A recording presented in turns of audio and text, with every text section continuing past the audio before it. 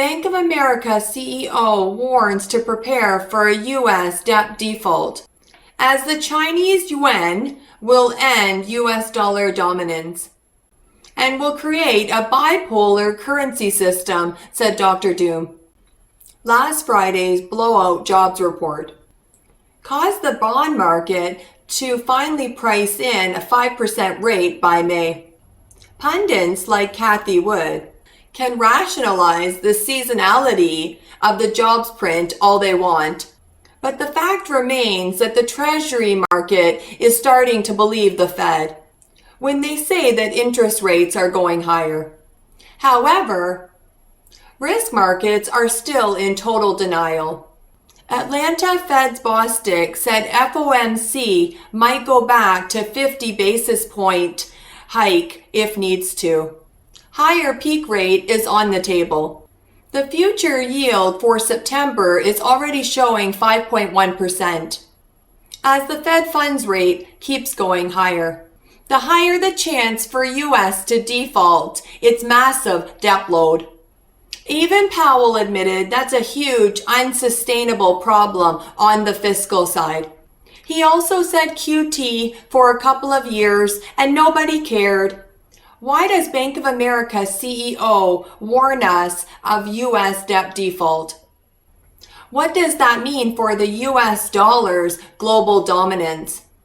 Could Chinese yuan really take over? I will explain it all right after this. And of course, smash the like button. If you want to be my good boy, apply to write your first book with me. Welcome back to the Audacious Money Witch channel, where we talk about macroeconomy, stocks, bonds, and commodity markets. If you like any of these topics, you are intelligent. That's why you're here, and you know what to do. And push my button if you like what you see in today's video, because I can't push it from this side. This video is brought to you by my Patreon. If you're a good boy, go to patreon.com/magicalgoddesscheryl to add more meaning into your life. If you play your cards right and completely submit like my good boys do, then I will take you under my wing. Author of best-selling books, Goddess Cheryl. My good boys always get rewarded handsomely. You are such a good boy. You like hearing that, don't you? You want to get into the bookstore. You want it to be real. You want it to be true. You need to be my client, don't you?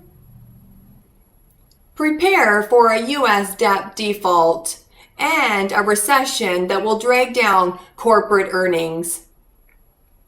According to Bank of America CEO Brian Moynihan,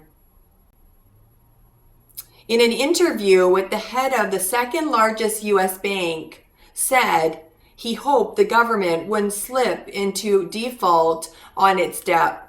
But it's a possibility, he warned. One which could rattle markets and the economy. We have to prepare for that, not only in this country, but in other countries around the world.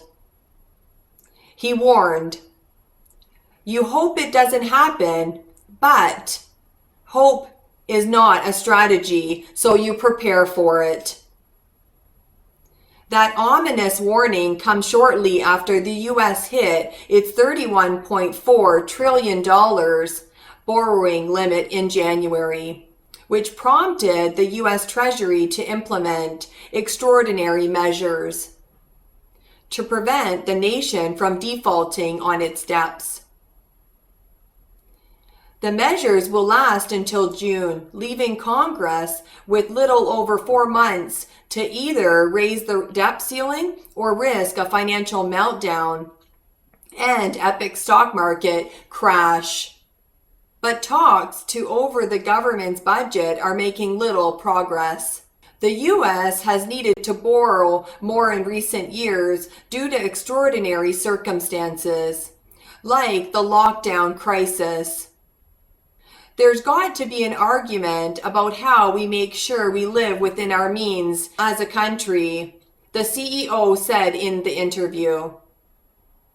His strategists predicted that a recession could send the S&P 500 falling 24% in the early half of this year.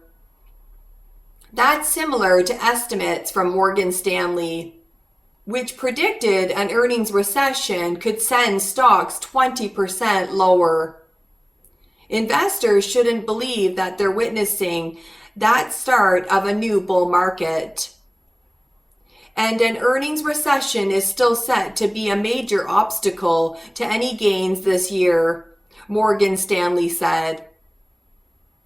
Well, last week's events did not lead to an immediate reversal in this latest bear market rally. We also didn't think they offered any evidence to suggest a new bull market began in October. The S&P 500 is up more than 7% year to date and eclipsed an all-important 4,000 price level 2 weeks ago. But according to Goldman, 4,000 is about as far as the S&P 500 is going to go between now and the end of the year. In a hard landing economic scenario, he expects the S&P 500 to fall to 3,150, which represents potential downside of 24% from current levels. In my 2 cents, we are just on our way up until the Fed finally cuts the rates.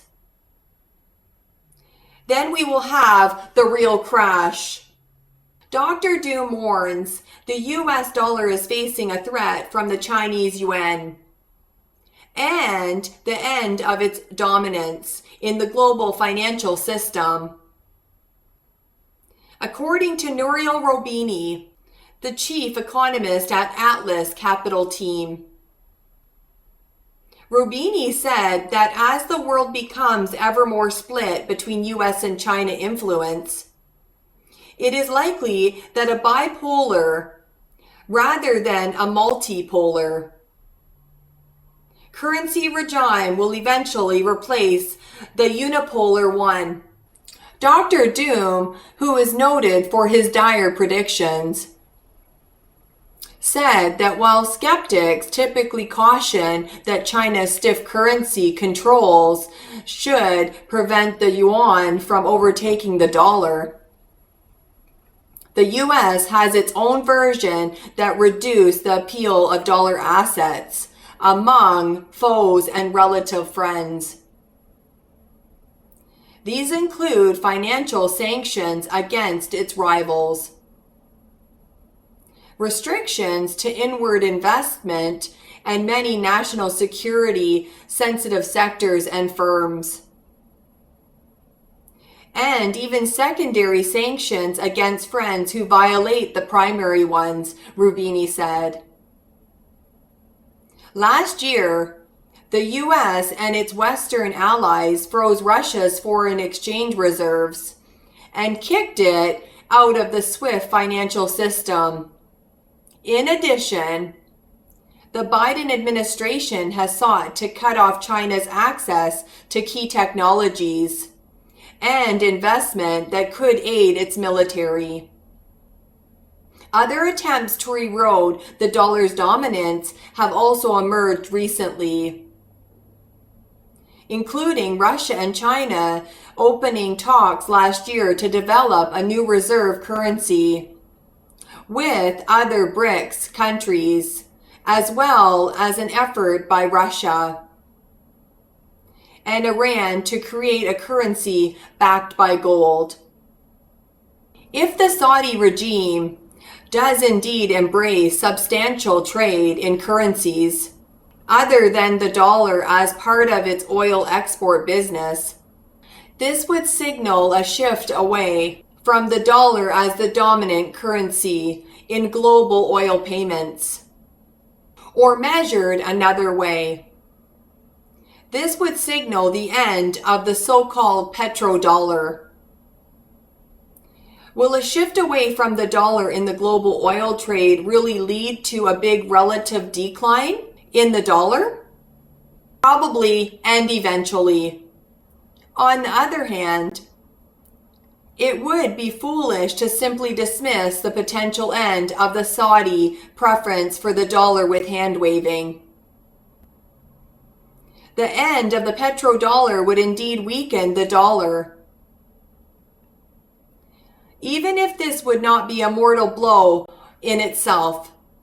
Moreover, it is especially foolhardy to ignore the status of the petrodollar, because that status also has geopolitical implications.